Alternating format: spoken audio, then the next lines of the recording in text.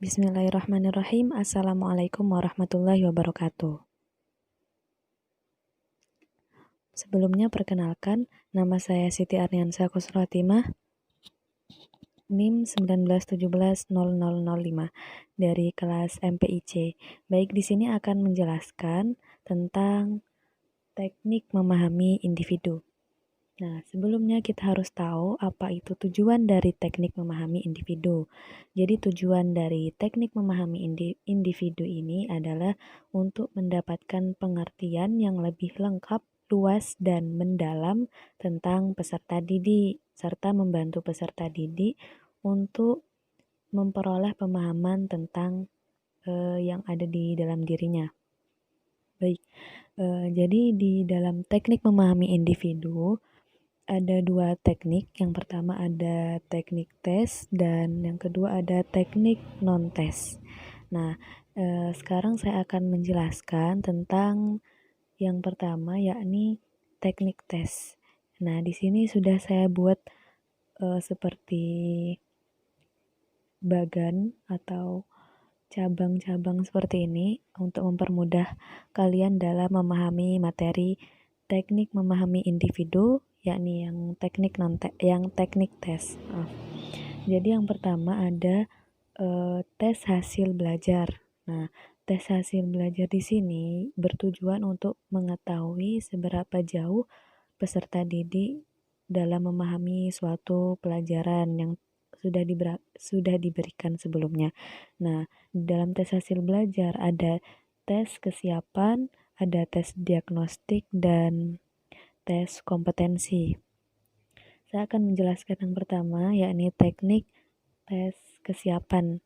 Nah, tes kesiapan di sini bertujuan untuk mengetahui seberapa jauh peserta didik memahami suatu pelajaran sebelum ia melakukan pelajaran selanjutnya. Nah, biasanya tes kesiapan ini diberikan oleh peserta didik yang baru masuk di dalam sekolah dasar atau sekolah menengah pertama dan sekolah menengah atas. Nah, tes kesiapan ini biasanya berupa tes tentang belajar, menulis, membaca, dan numerik.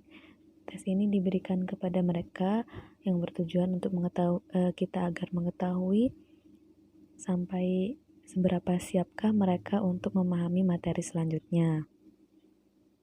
Kemudian ada tes diagnostik.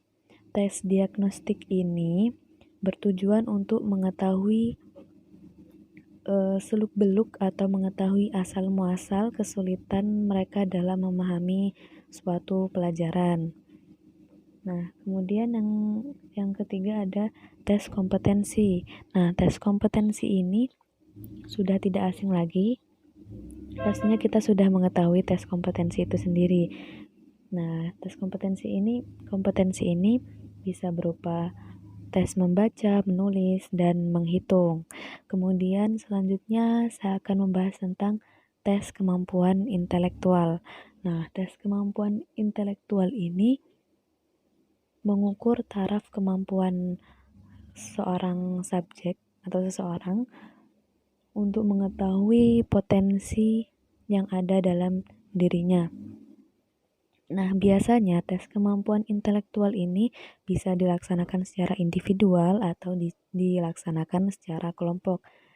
Nah, di dalam tes kemampuan intelektual ini berupa mental ability test, berupa intelligence test, academic ability test, dan scholastic aptitude test.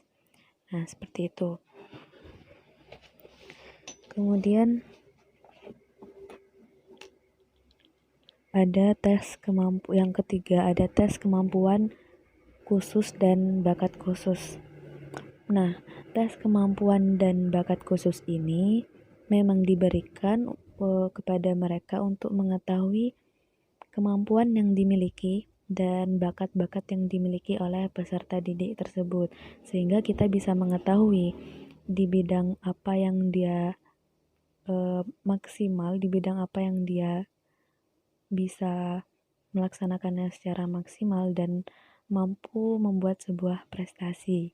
Nah, bisa tes kemampuan dan bakat khusus ini ada yang berupa tes dalam satu bidang tertentu atau dalam tes ini mencakup seluruh bidang. Nah, yang tes dalam satu bidang tertentu biasanya tes kemampuan mekanik, tes kemampuan artistik, tes kemampuan musikal, dan banyak lagi tes. Kemudian ada juga tes yang mencakup seluruh bidang. Nah, biasanya tes ini berupa tes yang berpikir secara abstrak, kemudian penalaran numerik, dan eh, penalaran secara verbal, berpikir verbal maksud saya. Kemudian selanjutnya yang keempat ada tes minat. Nah, tes minat ini ditujukan untuk mengetahui pekerjaan apa yang cocok untuk seorang pemuda atau peserta didik yang ingin melakukan suatu pekerjaan. Nah, dengan adanya tes minat ini, kita bisa mengetahui bidang apa yang cocok dilanjutkan oleh seorang subjek tersebut. Kemudian selanjutnya ada tes perkembangan vokasional.